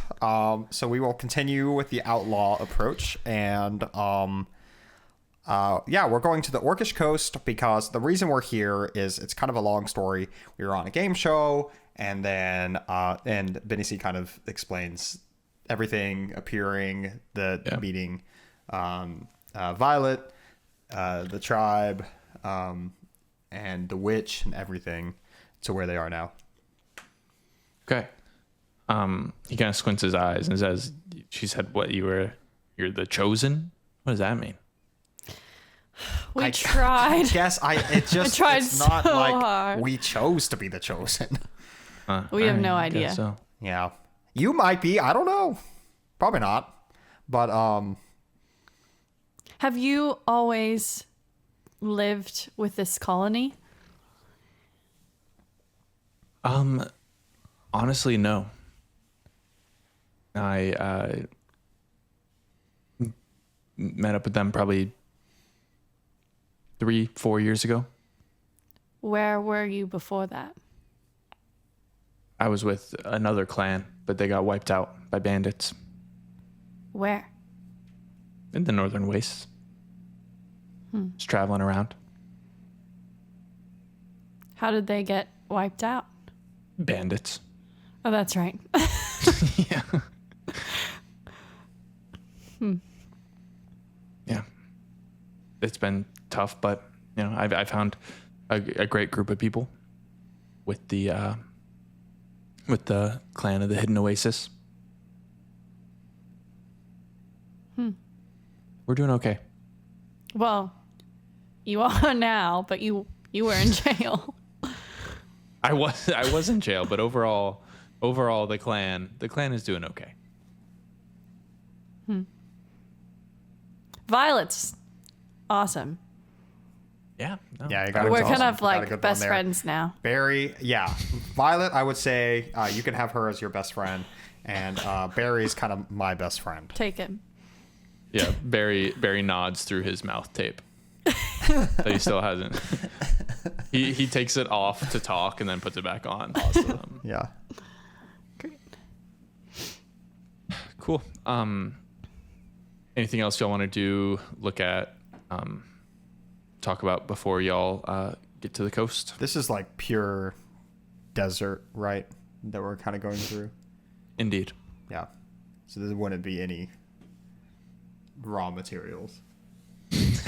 doesn't give me a nature check as you go through.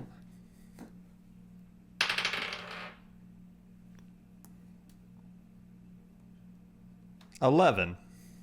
That is a lot of sand. All sand. I suppose if I heated that up, it could turn into glass, but I don't think that does me any good. As Benny thinks about that, y'all, the dry, crisp, pure air that y'all have been breathing in gradually becomes a bit saltier and more fragrant. And the breeze picks up a little bit, and you begin to hear the soft sound of crashing waves from over the horizon. The wagon continues on till you crest a dune and see the ocean. I'll ask, have either of you seen the ocean before? Either of your characters, you think? No way. I think so, probably. Yeah. So Benny, this is a new experience for you. You've never seen the ocean. Oh wow. I've seen it on the Magivision set, but it's so big. Yeah, you do see the coastline stretches as far as your eye can see, and the beach sand looks just like it does in the rest of the desert, but here there are a few more rocks scattered about amongst patches of seaweed. A little ways to the right, like down the coast a little bit, you see a long dock, and beside it, it's a large ship. The ship is huge and wooden with a big furled mast. There are various people of all races scurrying about, tending to the ship and seemingly making preparations. And Violet looks back into the wagon and says, "That must be them." Benny is violently taking off his clothes and is gonna run into the ocean. Okay. as you so you like strip down to the nude. I think he's got little tiny whiteys. Okay. As you run by, Violet goes, wait. And are you just running past? Yes. Okay. You run into the water like I don't know if you've seen Dunkirk. Yeah. Scene from Dunkirk. And Benny, you're very much enjoying the ocean. Or do you think you're enjoying the ocean? Yes. I think it's pretty amazing, and he's never seen anything this big, and he just starts just completely submerging himself and kind of splashing around. This is amazing. Yeah, I would say you've probably like swam before, like maybe Yeah. there's a pond or something nearby where you live, but like the fact that the tide is coming in and out and waves are crashing, like it's a much more visceral experience for you. And Violet just kind of shakes her head and looks back at you, Allison. She says, "Well, thanks for everything. I really don't know what I would have done if you hadn't found me." Well, thank you. I think we would have been lost if it weren't for you. So, bye. And Barry says, make sure to wear sunscreen and don't forget your breath work. Yeah. Okay. And Paloma jumps out of the wagon as well and kind of like gets her stuff together. You can't come, Paloma. Wait, what? Why? Not with us. Well, just consider me another traveler or another passenger, I guess. I don't have to stick with you. It's okay. I can tell you want to. It's fine. Yeah, I told you I want to. Okay. Benny C suddenly appears from behind Allison, just dripping wet. And he kind of does like a dog, like a shake. Allison yeah. holds up like her cloak and wraps it around Benny with a towel. What are we doing? Are you guys gonna come in? Oh, I don't know. Beach day, and he kind of does the robot. Benny, I think it's time to go. Yeah, y'all should probably. I don't know when the ship is leaving. It might go. And Barry's like trying to act very stoic, but y'all can tell that he's very sad to say goodbye to Benny. Oh, I see. Well, I guess this is goodbye for now. Yeah. I'll keep going on the grind set, and I'll tape my mouth every night, and Yeah. I just can't thank you guys enough. I've never been away from my family before, and this was, you guys kind of became my family over the past couple days. Yeah. Yeah. Anyways. Anyway. And he does. Benny like does like a fist bump and turns it into handshake, like kind of halfway. Yeah. And then Barry just grabs your forearm. yeah. Okay, he says, does it. Bye, Benny. Bye, Barry. As that happens, Paloma kind of finishes getting all her stuff together, and she kind of bends down to scoop up the tiefling girl, and as she does so, Bird kind of like puts his hand out quickly, and Paloma kind of stops and says, "What's wrong?" And Bird says, "Well, I think it'd be good if she stayed." Then Paloma says, "Well, I have a feeling she's not from around here. She'll probably be better off on the mainland." And Bird says, "We can take care of her. It'll probably just make your trip more expensive if you take her." And Paloma says, "Well, I'm sure we can find a way. Please, I really feel like this is the right thing to do." And then Bird says, "What do you mean? She was in prison in Veluca. She has to be from the Northern Wastes."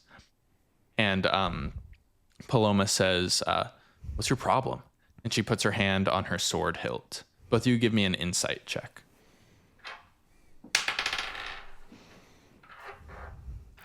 23. 7. Allison, from your point of view, these two seem to be in like a deadlock argument. Like neither of them seem like they're going to budge without somebody else stepping in and taking a side. Benny, you kind of glance over at Violet and Barry, and you can see that they look surprised, like they don't really know where Bird's sudden assertiveness is coming from. And Paloma kind of glances over at y'all, like maybe half hoping that you'll take her side or something like that. I don't mean to be presumptuous, but is it more common for, I mean, she is like a tiefling, and you guys are kind of like a Tabaxi clan. Are there a lot of tieflings in the Northern Waste?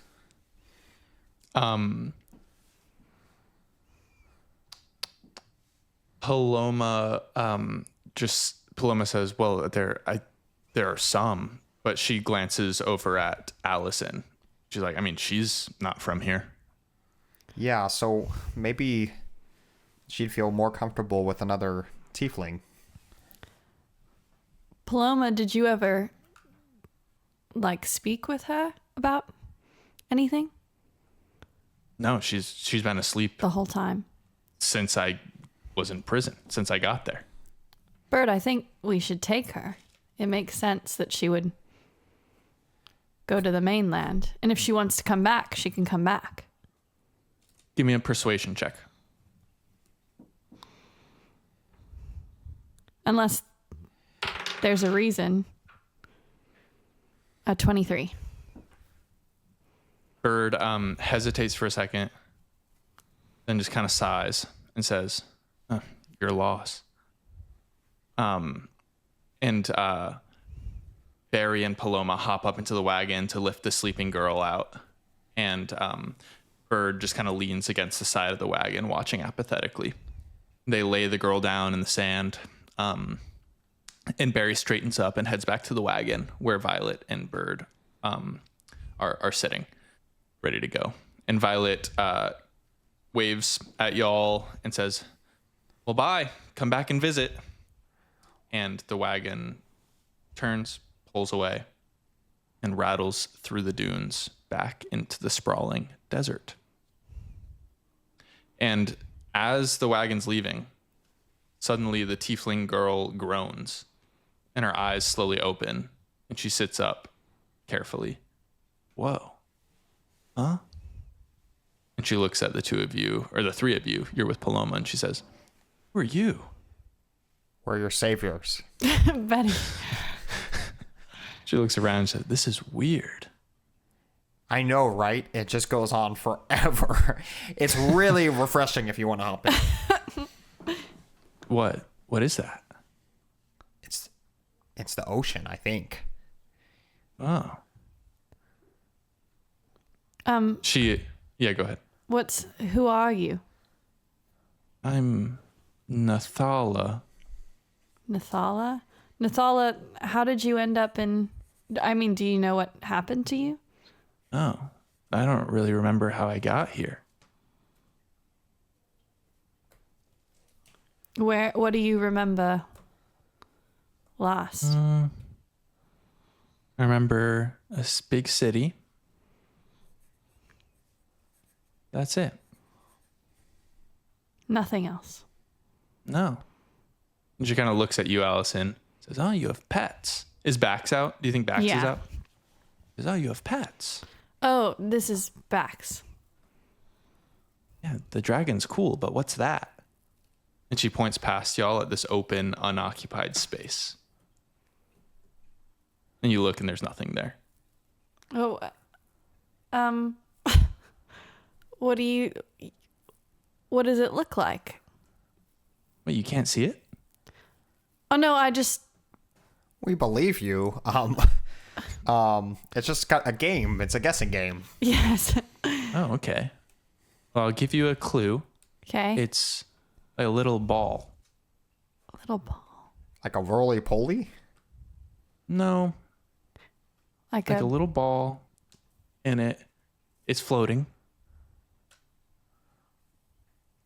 oh, And it has like a a red robot? eye. Yeah, it kind of looks like a robot. Oh, what? And Allison, you see Bax kind of looks at where Nathala is pointing, and Bax starts freaking out. Bax is flapping everywhere. Y'all still can't see what they're talking Can about. I see that Bax is freaking out? Yeah. Can I ask I'll be like, Bax, go get it. Bax lunges, and it looks like Bax is chasing something around. Can you see through backs? Yeah, I can see through Bax. Okay, are you going to look through Bax? Yeah. When you look through Bax, do you get like all of his eye properties, like blind sight? Yes, she had blind sight in the. Yeah, I take the on other- his. whatever he Okay. was exploring. Yeah. Yeah, Allison, through Bax's eyes, you see a camera orb, like the ones that you saw at Oh Sparkle my Works. god! I knew looks it! like just this creepy floating copper orb with a big black eye that blinks with a red light. And there are 4 stalks that are shooting off of the orb, each ending in another eye. And it's panicking. It's like flying away. And it just like books it into the open desert, away from y'all. Okay. Do we have any hope of catching this? Let me see what its speed is. Pull it back. What is Bax's speed? I gotta pull him up. I should always have him pulled up. I just always forget. It has a speed of 30 feet.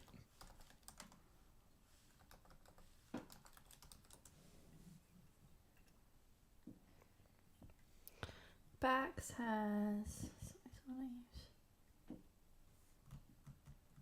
Fly 40 feet. Fly 40 feet. Oh, yeah, Bax catches up to it. Pretty quickly. I'll say that. Okay, let's do some math. Let's say they were 10 feet away to start, because Bax's blind sight is within 10 feet. It can see things, right? Yeah. See things? So. 10 feet, yeah. You said 10? Yeah. Yeah. So Bax was within 10 feet.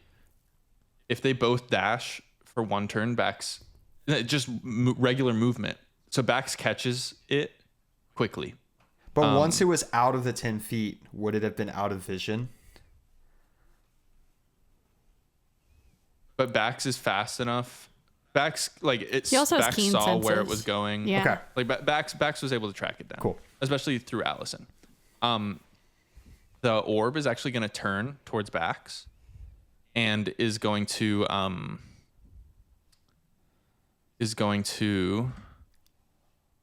take an attack. It's going to lunge at Bax, and it's gonna open up like this mechanical mouth that you didn't see before with like little metal teeth, and he's gonna bite at Bax and gets a 10 to hit. Does that hit Bax? That does not hit. Okay, Bax dodges out of the way. Is there anything Bax wants to do?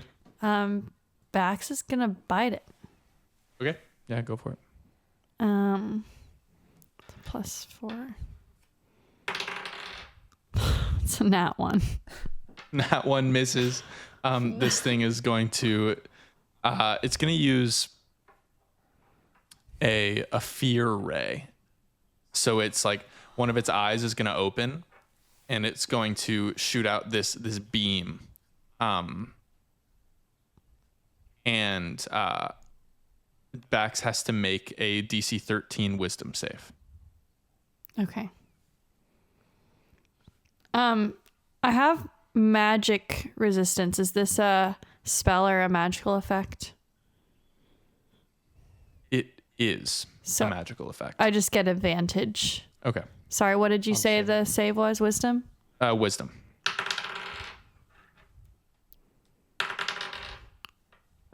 13. 13 just passes. So it doesn't work, but now it's going to shoot a paralyzing ray at Bax. A jerk. So Bax is going to have to give me a DC 13 Constitution save. This one comes out of a different one of its eyes. Okay. Nat 20. Nat 20, Bax passes. So now it's Bax's turn. What does Bax want to do? Bite it. Okay, Bax bites at it.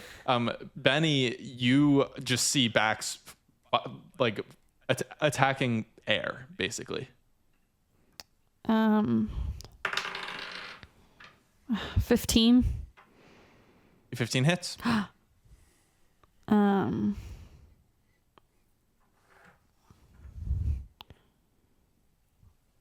What is that? That's my damage. 1d4 Plus 2. That's a d6. Oh, that's D6. 3. 3 damage. Okay, Bax like bites at it, and a little chunk of metal comes off. Wires start sparking, and invisibility all of a sudden gone. And out of thin air, Benny, you see this camera orb appears. Allison is still like standing with her eyes glazed over, but Paloma jumps back and goes, "What the fuck is that?" I don't know if we're allowed to curse on this channel. Paloma, can you watch the tiefling? Can you watch? I don't think I should leave Allison. Could I? How far away is it? It's it only moved for like a turn, so it's about like 40 feet away from you, Benny. Okay. That's from myself. And Bax is fast. That was huge. Yeah, it's crazy. Can I try and flank it from another side? Yeah. And I have my +1 net. Good call. And I'll try to take a long way around, and you can say however much you want. I'll do a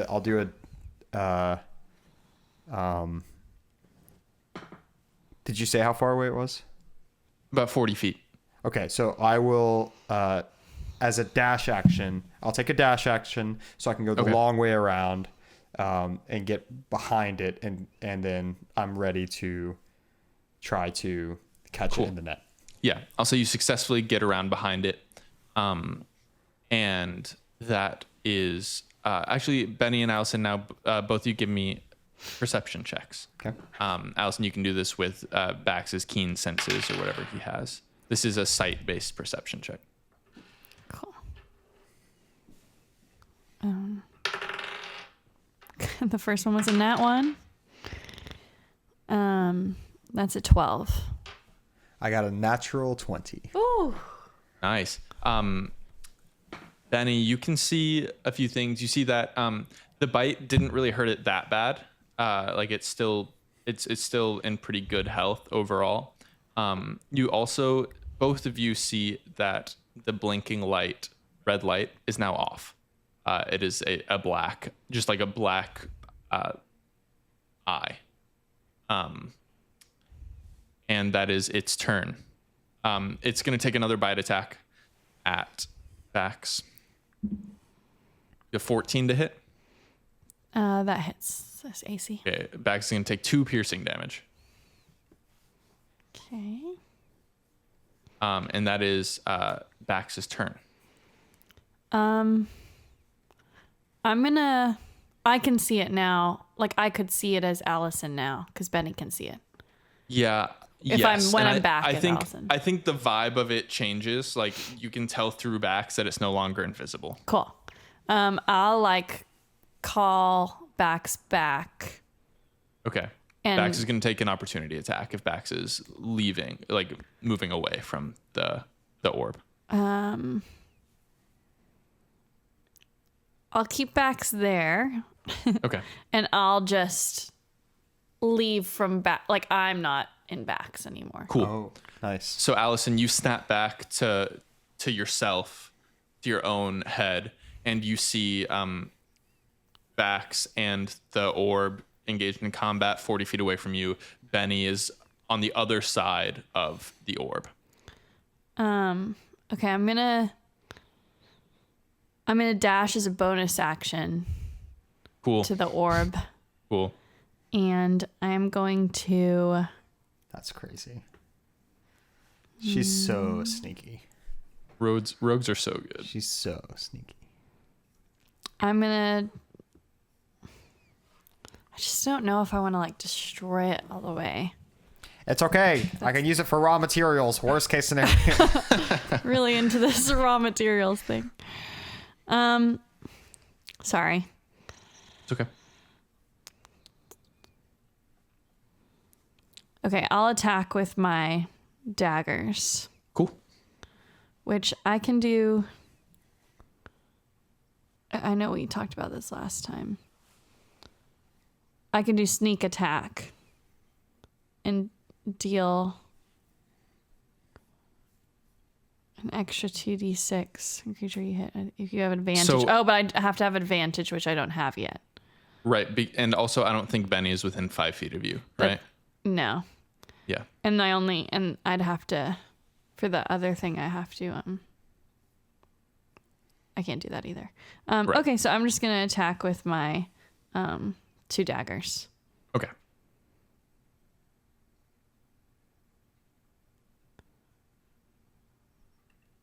Oh, yeah, and I use my bonus action. Okay, sorry. It's okay. Here you go.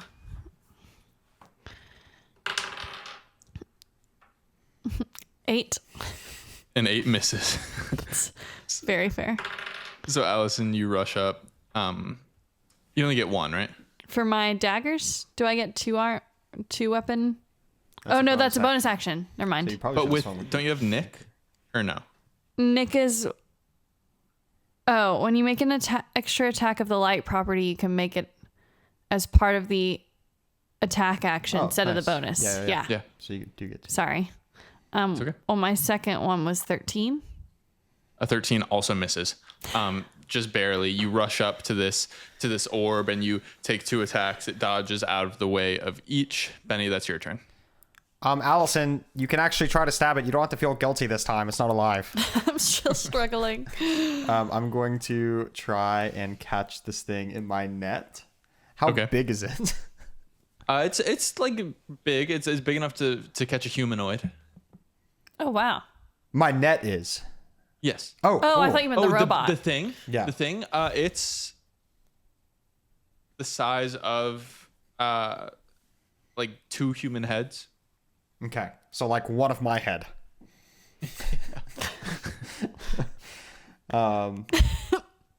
Okay, I'm going to. So it's not going to be an attack roll. I think it's going to be a dexterity save for this thing. Okay. And well, you don't have stats for it, do you? Or do you have stats for your net? I actually do think that there is it.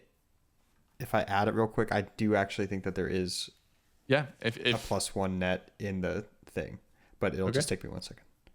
I think the way that they word it is more like a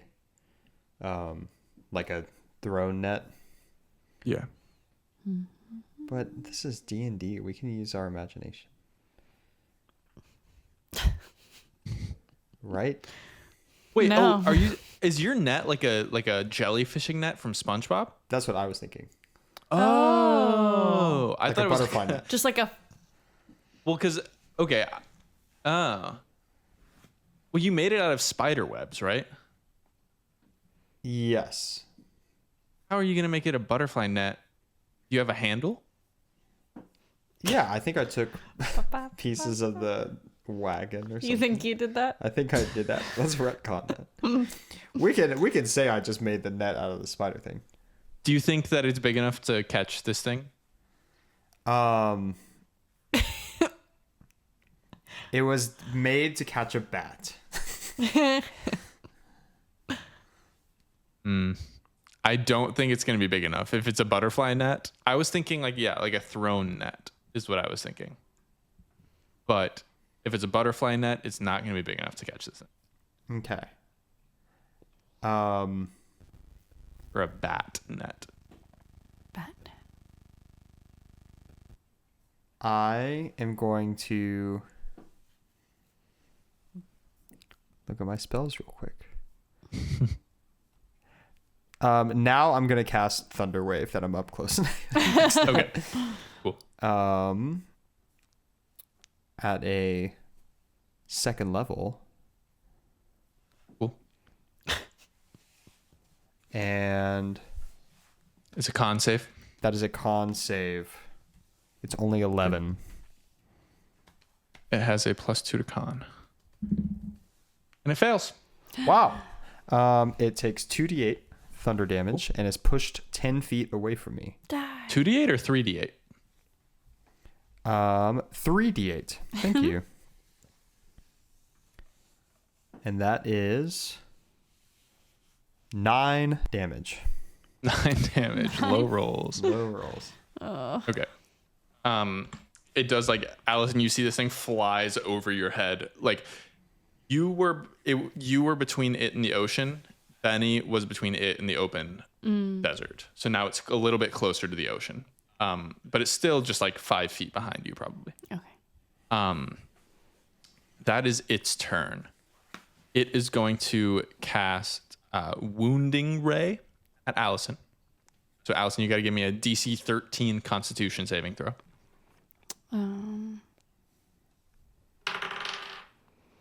It's a 5. A 5 fails. So you're going to take 16 necrotic damage. Ow. Can I Hellish Rebuke? Yes. I've never done this Is before. Hellish Rebuke any damage from Oh, good question. any kind of attack? One reaction which you take in response to taking damage from a creature that you can see within 60 feet. This is an aberration a creature? Yeah. I think so. Yeah, it is, right? Oh, I don't know. I was just saying that. It is. Yes. Yay. Yeah, give me your damage. Or it's got to make it a makes a dexterity dex saving throw, right? save. Okay. Needs a 14. 19. That's rude. But it'll take half, right? Oh, okay. Is that how it works? I haven't used it before. So it's 2d10. And I round up. You round down. I round down. 4. 4 damage. Okay. And it's going to it shoots this ray out of one of its eyes, and it all of a sudden it like bursts into flame for a second, kind of shrieks a little bit, and it's going to cast a paralyzing ray. No. Actually, it's going to cast a confusion ray at Benny.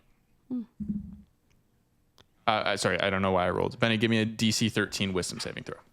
Okie doke.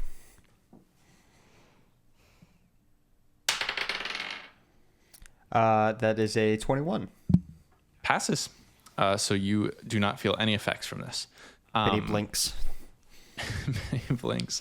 And this thing, now that it is between you and the ocean, is just going to start sprinting towards the ocean. Not sprinting, but floating. So it was 5 feet within Allison. So it is, and 15 feet from Benny, I believe. Now it is 45 feet from Benny. and 35 feet from Allison. That is going to be Allison's turn. I will dash. Okay. And I'll just attack with my daggers. Cool. 19 19 hits. and a 14. 14 hits. Both hit. Yay.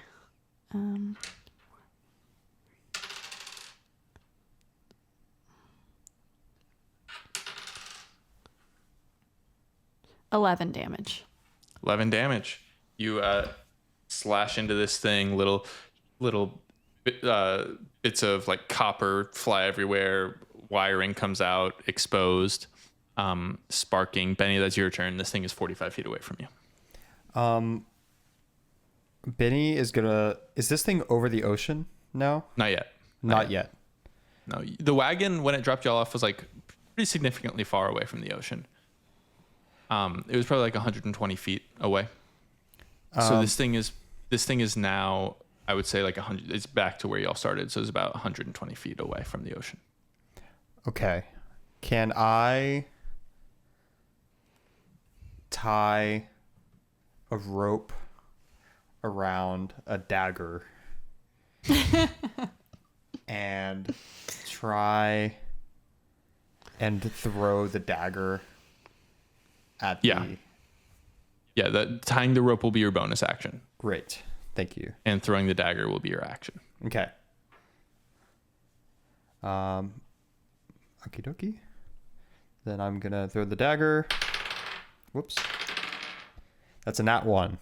That one, the dagger comes loose from the from the rope and just flies past the orb and sticks into the sand. Allison ducks. Yeah, Allison ducks out of the way. That is the orb's turn. It is going to turn at Allison. It worked last time. Actually, it's gonna cast Fear Ray this time. Allison, give me a DC 13 Wisdom saving throw. Could I run to as my movement to pick up the dagger and try to get closer? Well, probably not pick up the dagger, but You can't quite make it to the dagger, but you can get to like where Allison is, basically. okay. Or you can get between Allison. Actually, no, yeah, you're like a little bit behind Allison. You're 15 feet away. Your movement's 30. Yes, Yeah, you're 15 feet away. it's from actually the- 35. Really? Apparently. Yeah. You're quick. Yeah. Speedy little. Yeah, you're 10 feet away from it now. Cool. I had 21. Pass. You don't feel any effects. This thing is then going to cast Paralyzing Ray at Benny as Benny is running towards it. Give me a DC 13 Constitution saving throw, Benny. I'm so fast. That's a 7. Benny, you are paralyzed for 1 minute, but you get to re-roll the saving throw at the end of each of your turns. And it is going to continue towards the ocean, I believe. So it gets... Well, actually, it's not, because it would take an opportunity attack. So it's just going to stay where it is. Allison, that is your turn. Is Paloma watching all this? Paloma's watching, but Benny said to stay with the tiefling, right? Or Allison maybe said that. Oh, yeah, that's right. You did say that. Yep. Paloma's just kind of like... She has her sword out, but she's just kind of watching, and Nathala is just sitting on the ground, kind of watching wide-eyed, but not really doing anything. Okay. I guess I'll just do the same thing. Okay. Nothing wrong with that. Yeah. 7 7 misses. and 17. 17 hits. Oh, wait. Well, that was 6 damage. Okay.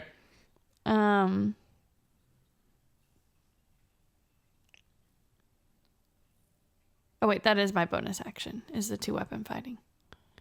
No. But you're because you using have it as the- your action, so you That's still right. have a bonus So I action. still have a bonus action. But you can't use it to then take an extra attack. You're using the extra attack Yes. as the action. Okay, I'll, oh, that's not good. I shouldn't do that.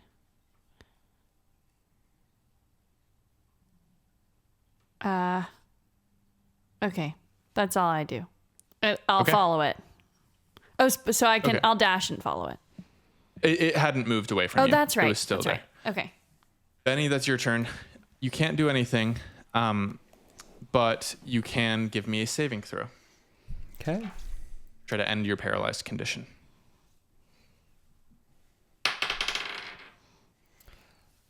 Dirty 20. Dirty 20 passes. Benny is no Sandy longer 20. paralyzed. This is There's now a lot of the, sand everywhere. This is the orb's turn. The orb is going to give Allison another wounding ray. Make a Constitution saving throw, Allison.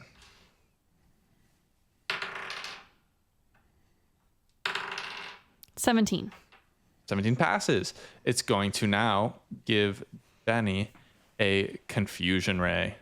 Benny, give me a wisdom saving throw. It's just kind of like spewing these rays out of its little Yeah. eye stalks. Nice. 16. 16 passes. Nice. Uh, Benny blinks. Allison, that is your turn once again. Is there any water nearby? The water is 120 feet away. Can I see what happens when if I were to like throw something at it? Like, am I close enough? Like, how far in the air is it, I guess? It's like at base level. You've been attacking it with daggers. Okay. I want to tell Bax to... No. I I have a oil, water skin. but you're far from me. Mm-hmm. I have oil. Okay. Oh, wait. That's not going to do anything. I'll just Might make, make it it faster. stronger. Shoot. This thing is pretty fucked up. It's sparking. It's missing a lot of its outer shell. Okay. I'm going to attack. My attack. Okay. Yeah, 10 10 misses. and a 24. 24 hits. Give me damage. Dang. 6 damage. 6 damage. You finish this thing. How do you kill it? Yes, I stab it through the eye. Stab it. Allison misses with one of her daggers, almost like a feint, and then stabs through the black eye of this creature. It cracks, then shatters, falls to the ground, sparking this just mass of copper and wires. There's copper spread everywhere.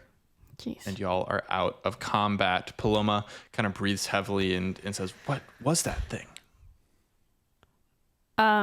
It's I think it's a camera. A camera. Yes. And We- Nathala says, "Well, go ahead. No, you go ahead. Well, Nathala says, "Why couldn't you see that?" Nathala, you're the weird one here, okay? Nathala, did you still don't remember anything from before? No, not really. Are y'all talking close to Nathala? I'll scoop up the pieces that I can. Have we seen Nathala anywhere before in like a past season of the show or something? Give me a history check. Oh, that was smart.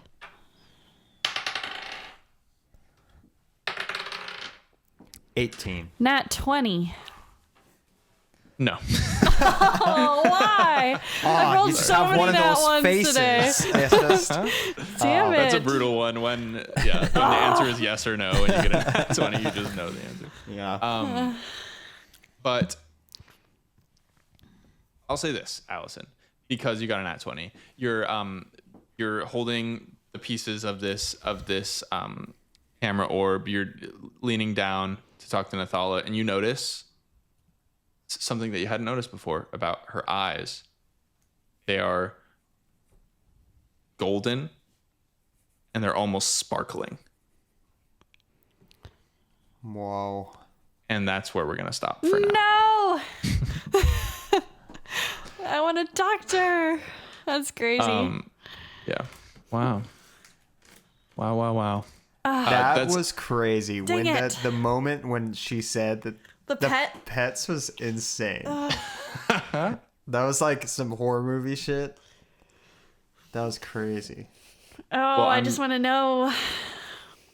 That y'all did maybe half of what I had prepared for tonight. Yeah. So that's good because the stuff that I had I just get to work harder on the stuff that I had prepared for later.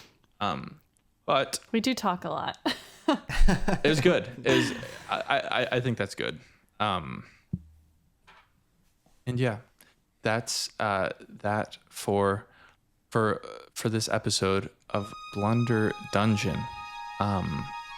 We are still in the Northern Wastes, not quite out of it, but I guarantee next episode. After We're gonna spend the whole episode in the beach. Yeah.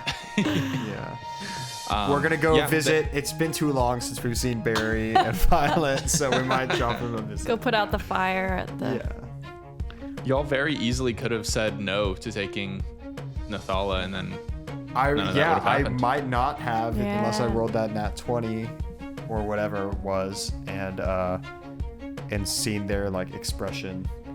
Oh yeah, true. Because I was True. like, no, we shouldn't take her. Bird gives But- bad vibes.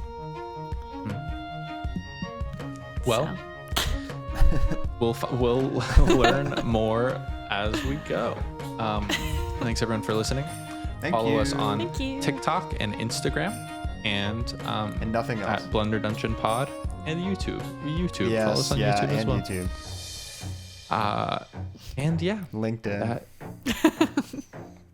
Yeah, we should have everyone create a LinkedIn in character. That's a good That would idea. honestly be pretty fun. Yeah. All right, that's it. See everybody next week. Bye bye. A heartfelt goodbye to Barry and Violet Yes, for now, that was a heartfelt goodbye, and a goodbye to all. and a goodbye to all. So long. So long. Farewell.